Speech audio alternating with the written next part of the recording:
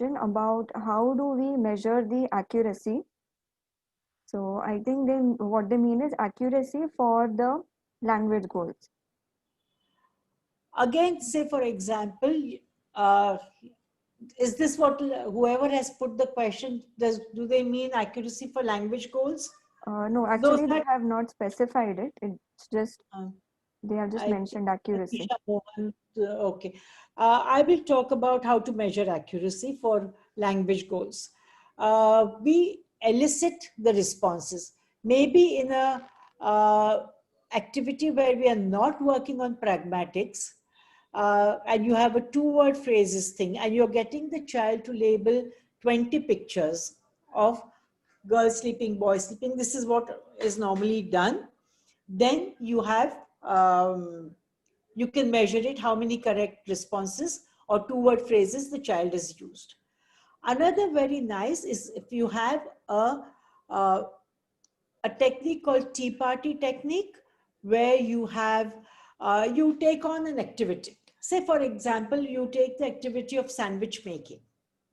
Okay, now you have bread, butter, knife, jam, cucumber, tomato, etc. with you, and there are maybe 3 or 4 kids, or maybe it's you, the child, and the parent.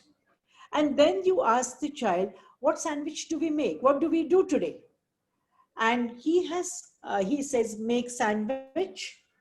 If he says sandwich, he says sandwich what? And he says make sandwich. And then so you've got one opportunity which you gave him and he got it correct, but which was with a prompt. So you can write there correct but prompted. Then you can have, you build up the activity that mama butter, mama put butter. So the child will, or the clinician will say, mama put butter, ABC put jam. Then the child will say, child has to give commands to somebody else. Or you ask, who put butter? Mama put. Who put jam? ABC put. Okay, so it's still the child is answering questions. Then pass the turn to him, let him initiate. Now you tell me what sandwich will we make, then what sandwich will be the next one, with cucumber or tomato or jam. Okay, then he has to say jam sandwich, cucumber sandwich, etc. So here you're giving opportunities and you are taking the number of times he said it correctly. Okay. Okay. Okay. So I think that answers the question. The next question is how do we set goals for a child who is 5 year old and non-verbal autistic? I need to see the child. I don't know his baseline. What can I say? Yeah, A correct. 5-year-old non-speaking, I would use work on his communication primarily, start on some AAC system, depending on what his level of language is. You need to create motivation in him, the need to communicate in him, which is your tough thing. But that's the way, I mean, broadly, that's the way you would go. Yeah. So depending on the baseline and after all the assessments, we'll get a clear picture. So another question is there is a 4 year old child and who has delayed speech and language, speaks in 2 or 3 words, and the complaint is also that he is not speaking clearly. So at that point of time, do we work only on language or do we also take up goals for articulation? 3 to 4 year old, what are the sounds which are affected? And what age did he start speaking? I would still focus a little bit more on language and communication goals if his speech is understood by people around him and in the school. I would not work so much, I would not bother too much about clarity if he has moderate clarity. If Hmm. it is the velar and the sibilants and trills which are affected, I would wait for a little bit longer. Because if you start only correcting in this articulation drill, he may get put off. We don't Hmm. want to get put him off therapy. Okay. Okay. But But, we can work again depending on the child's how cooperative, etc. okay. The next question is by a parent.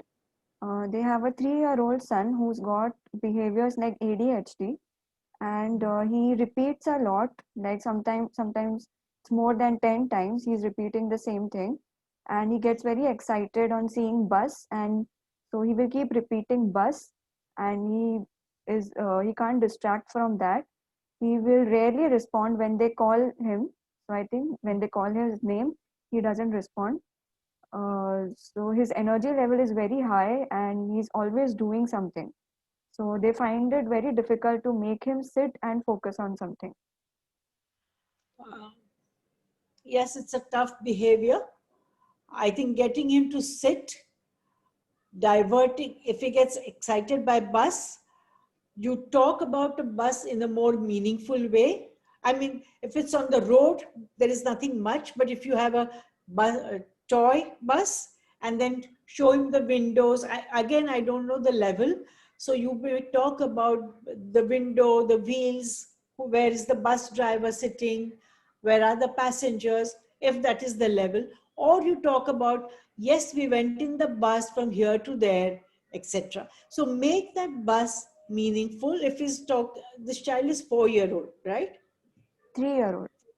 3 year old. So, and if he's talking in 3 word phrases, let him make sentence. You give a model and repeat the model maybe 2 or 3 times, and slowly he may repeat it after you.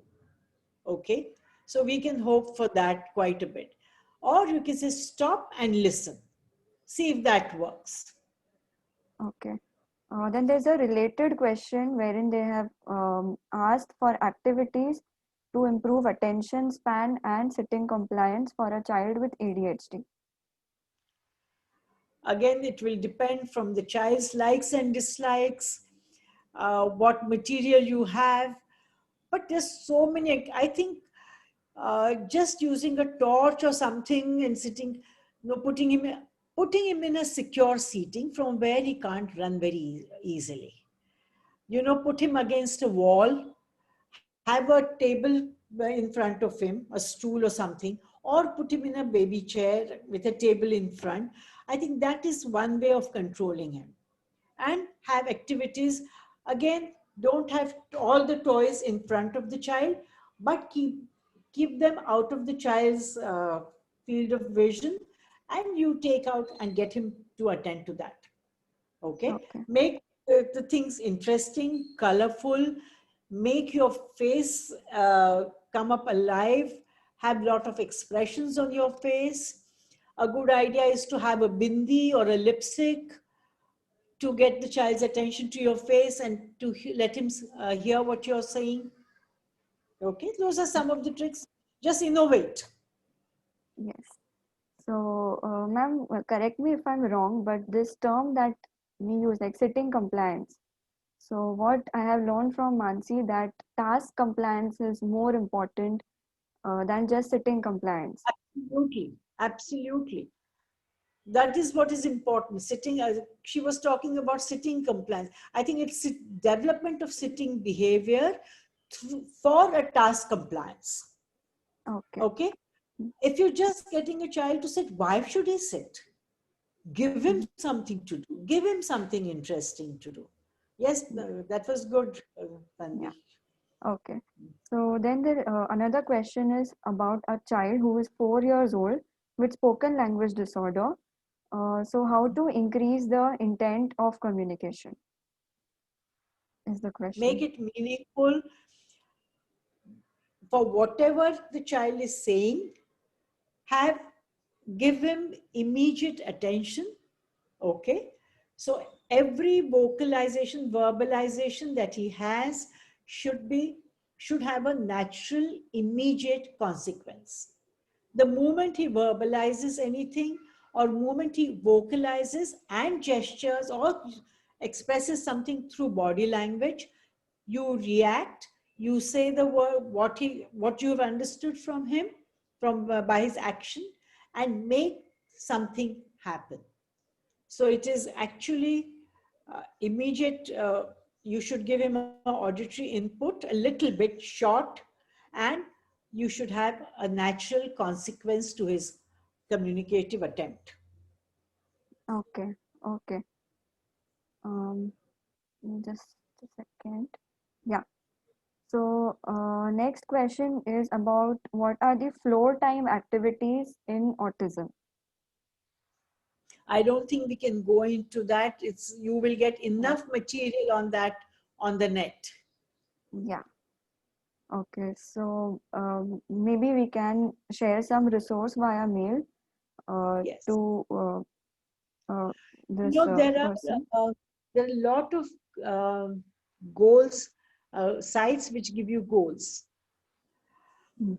I stopped from putting that resource here because I do want people to develop their own goals. But if you want, I'll send it to you, Okay. and you can send it to people. Okay, ma'am, that would be great. So, another question is if we have a child with misarticulation and we are working on a sound, how far will we work on it and go to the next sound? Is it till generalization has happened, or what is You may the be time where we stop? you may be working on 2 or 3 sounds from the same group at simultaneously, depending on the child's stimulability. Also, another sound from another class of sounds can also be worked on, and you can work on simultaneous sounds and take each one to its in the right direction from wherever the child's level. For example, you may be working on palatal sounds, but child is getting velar sounds in certain positions, maybe 40-50% of the times. So that is one of the goals. And maybe that Mm. is a client specific goal or it is going to improve communication, then do work on that simultaneously. Okay, Okay? okay, Sounds should be taken to generalization levels. okay. Then there is a question about what should be the goals for a child with stuttering. So, I think there's a lot of ambiguity when there is a child with stuttering. Then, like, is it normal non-fluency or is it really stuttering? How So, old is the child? And yeah, is it not non-fluency? Is it the environmental which needs to be worked on? But for a child, you would definitely work on the environmental modification as well. yeah, And helping him experience more and more fluency. yeah, correct. So, okay, there is one question about now we usually work with the mother in therapy sessions. So if we are working closely with the mother and we have mutual goals and everything, but if it is only being followed by the mother at home and not by the other family members, if they are providing everything to the child, not following the techniques, they are not It's a story of uh, so many households. exactly. It is a So story of so many households. Get another person, to come into therapy, counsel them, and show what the child can do. mm, Show a little counseling will help, and actually achieving some success, and then showing it to them would be one of the best things. That's when they agree. okay, yeah. So there is a question about the functionally equivalent replacement behavior, if I have named it correctly, and how to introduce and then when to have a transition for this kind of a behavior.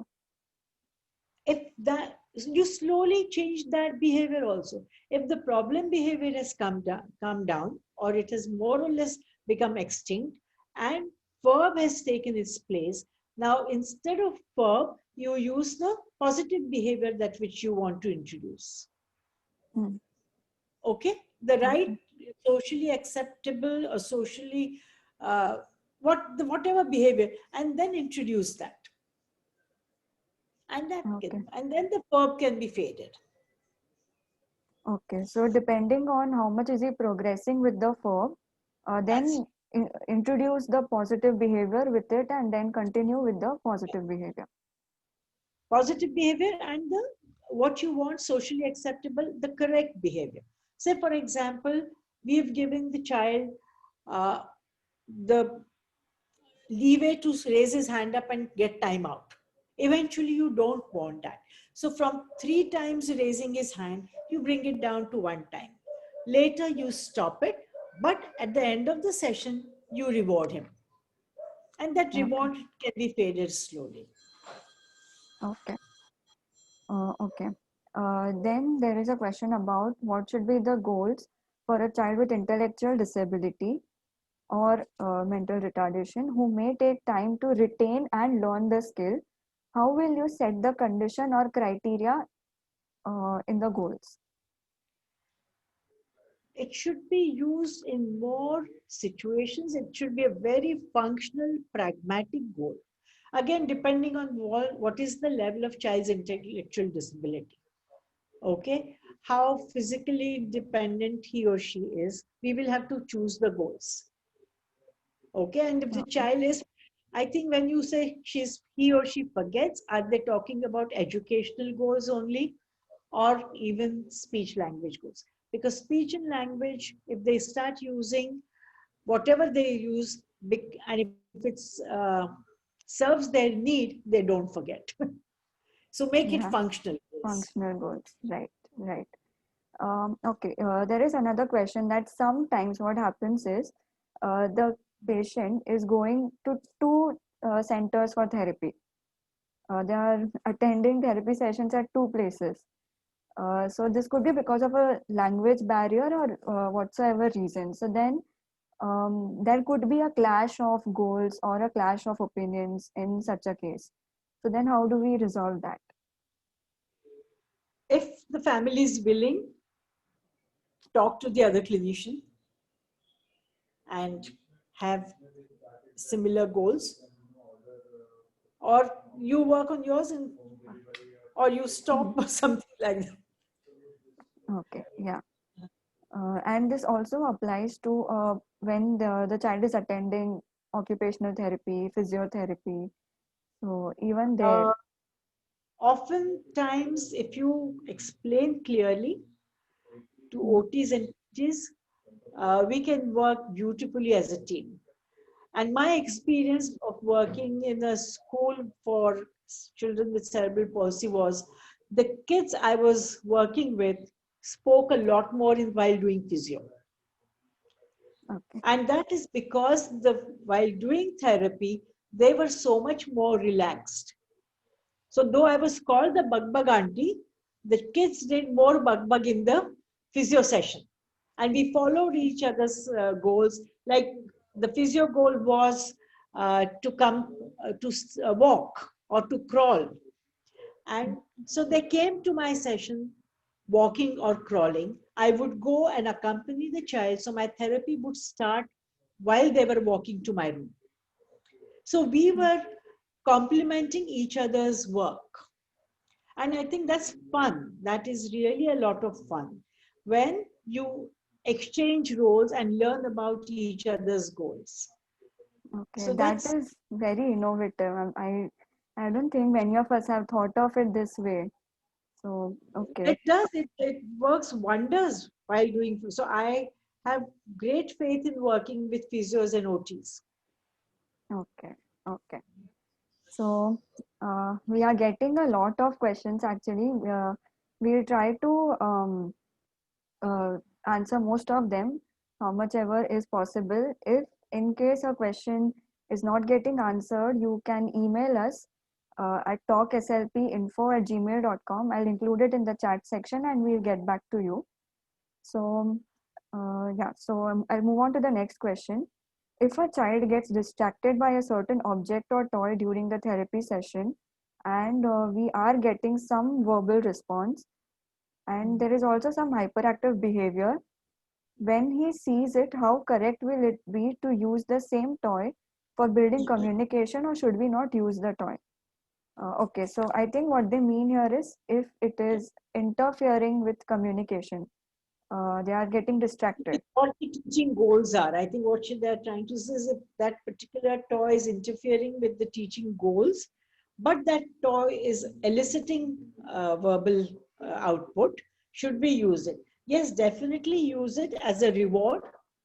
Work on the goals, give him the toy, and let him play. So make your reward um, after every few minutes or something like that, depending on the client's attention span and ability to wait for the reward. Okay, okay. Yeah, so ma'am, you have already talked about this in your presentation that the goals will differ according to different settings. So be Yeah. it a institute or a hospital or a special school, it will be different. So can you to elaborate about it, that how to go about? Time frame for these settings would be different. In a school, I have a child. Uh, I mean, when I worked in Kolkata, it was a special school.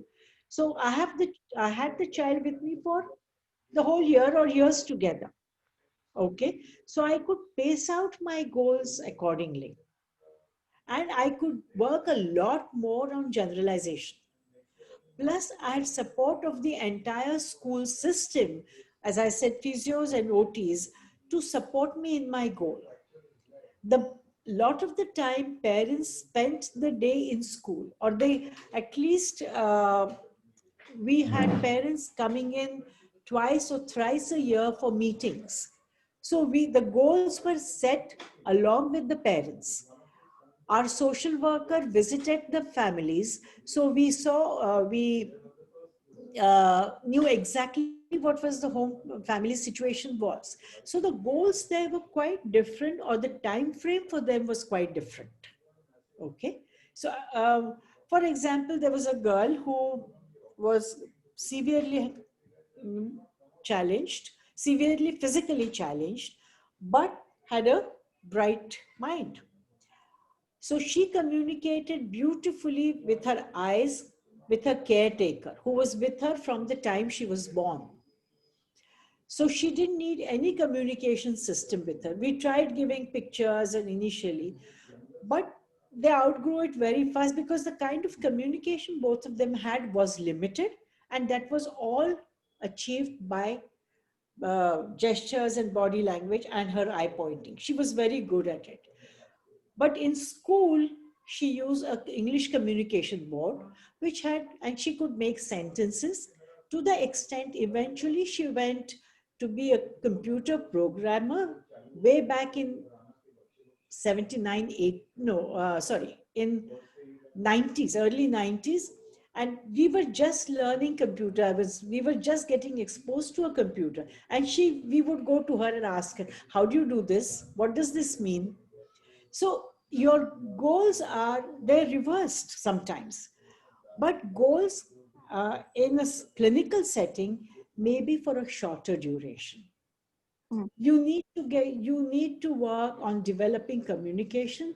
You need to you need to empower the family to follow these goals up with the school. They should be able to advocate for their child what needs to be done in school. So here goals are for the child as well as for the family. okay. So there may be a difference there. You have to work a lot more with the parents and show them in a shorter time. You Mm, have a much shorter time of 3 months to 6 months. okay. Yeah, wonderful. Yeah, so there is one question about if there are any books from where we can learn about this topic, that is goal setting or goal planning. Go online, there is enough material. There's a fair amount of material there. Okay, Okay? okay, yeah. And as we will be sharing the resource also, so they'll Yeah. get some idea about that. Yeah, I'll share with you. Yeah. Okay, now there is a question about goals for the parents. So as we know that there are different parenting styles. So there we are already working on the goals with the child. Do we also work with the parent, like give them some goals? So it's I very think so. interesting I just question. mentioned in my last answer. Parents are the real change makers. In a clinical setting or any setting, you spend maybe half an hour, 3 times a week at best, or you may be spending an hour, an hour 3 times a week in a school. I mean, I would see a child maybe twice or thrice in a week in a school. So, but parents are spending a whole day. So you need to empower them definitely. They should be able to, they should have full faith in your goal, what functionality is going to serve, and they should be willing to carry it over at home. Then you're going to get good success and a faster success rate. Okay. So a related question is there anything specific that this is the number of hours you need to speak to the child, or this is No, the amount of training to be given? I think it would differ clan to clan, family to family. Yeah.